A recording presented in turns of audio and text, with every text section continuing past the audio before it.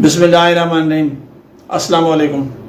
ناظرین، P T M کی حکومت کے قیام کے بعد مسلسل یہ خبریں آ رہی ہیں کہ میاں نواز شریف اگلے ماہ پاکستان آ کر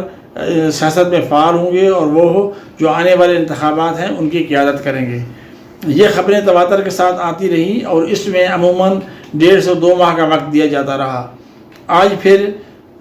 سابق وزیر اعظم میاں شہباز شریف نے لندن میں مشاورت کے بعد بیان دیا کہ میاں نواز شریف صاحب اکتوبر میں واپس پاکستان آئیں گے۔ کیا میاں صاحب واقعی اکتوبر میں پاکستان آئیں گے؟ ہم اس بات کا جائزہ لیتے ہیں اور ہم یہ شروع اس سے کرتے ہیں کہ وہ باہر گئے کیسے تھے۔ جب سابق وزیر اعظم نااہل ہوئے تھے سپریم کورٹ سے تو انہوں نے ایک کمپین چلائی تھی جس کے 2 اہم نعرے تھے، ایک یہ کہ مجھے کیوں نکالا اور دوسرا یہ کہ ووٹ کو عزت دو۔ ان دونوں نعروں نے عوام میں بڑی پذیرائی حاصل کی اور میاں نواز شریف کا جو مقبولیت کا گراف تھا وہ بہت بلند ہو گیا۔ اسی دوران جہانگیر ترین صاحب کے جو حلقہ ہے لودھرا، اس میں ایک الیکشن ہوا قومی اسمبلی کا اور اس میں غیر متوقع طور پر مسلم لیگ نون کا جو امیدوار تھا اس کو بہت بھاری اکثریت حاصل ہوئی، جس سے پورے پاکستان کو اور دنیا پہ یہ واضح ہو گیا کہ اب اگر انتخابات ہوئے یا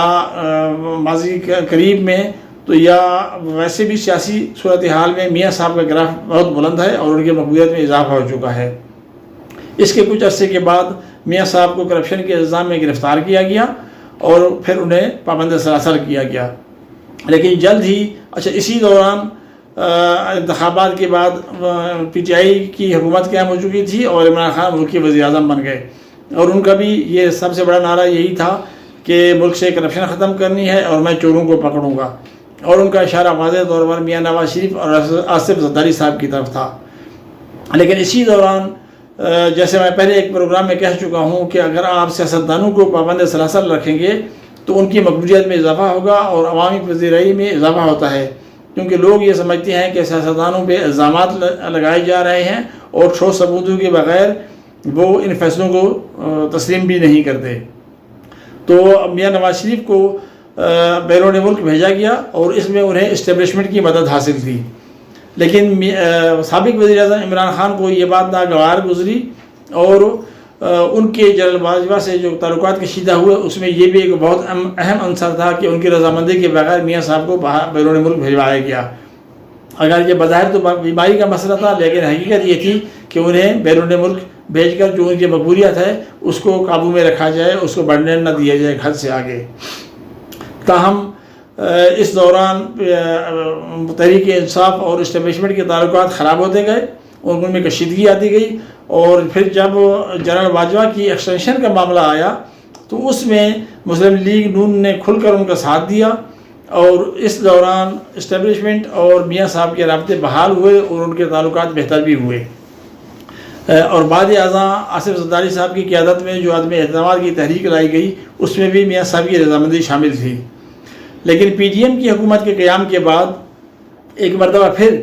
جب جنرل باجوہ کی دوسری بار انہوں نے خواہش ظاہر کی کہ انہیں ایکسٹینشن دی جائے تو اس وقت میاں نواز شریف نے ان کی حمایت نہیں کی، اور ہم نے یہ بھی خبریں ہم نے سنی اور پڑھی کہ جنرل باجوہ صاحب نے ماشاء اللہ تک لگانے کی دھمکیاں دیں اور شہباز شریف صاحب نے ان کی حمایت کی کہ ان کو ایکسٹینشن دی جائے، لیکن میاں نواز شریف صاحب ڈٹ گئے اور انہوں نے کہا کہ نہیں، ایکسٹینشن کسی صورت میں نہیں دینی، اور ان کا یہ موقف یہ تھا کہ جنرل باجوہ صاحب نے انہیں اپنے مقاصد کے لیے استعمال کیا تو ہم نے بھی اپنا مقصد حاصل کیا۔ عمران خان سے نجات ان کو چاہیے تھی اور وہ مل گئی، پی ٹی ایم کی حکومت قائم ہو گئی، تو اب جنرل باجوہ کو ایکسٹینشن نہیں دینی، اور اس کے بعد نئے آرمی چیف کے لیے جو سلیکشن ہوئی اس میں ان کی رائے شامل تھی۔ لیکن اصل بات یہ ہے کہ اب جو سپریم کورٹ کے فیصلے آئے ہیں، جو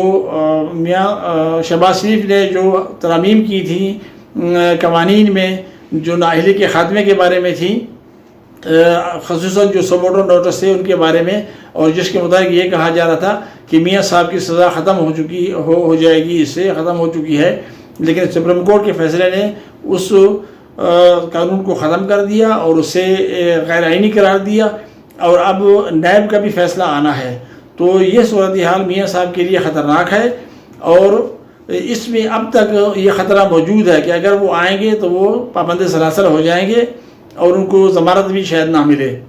تو یقیناً میاں صاحب اتنا اس قدر خطرناک صورتحال میں وہ پاکستان آنے کا رسک نہیں لیں گے، کیونکہ اگر وہ آئے تو نہ انہیں انتخابات میں اپنا کارکردگی دکھانے کا موقع ملے گا اور نہ ہی اس کی قیادت کر سکیں گے.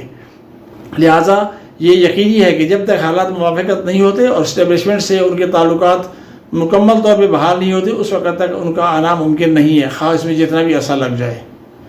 پروگرام کے بارے میں اپنی رائے ضرور دیجیے. اللہ حافظ.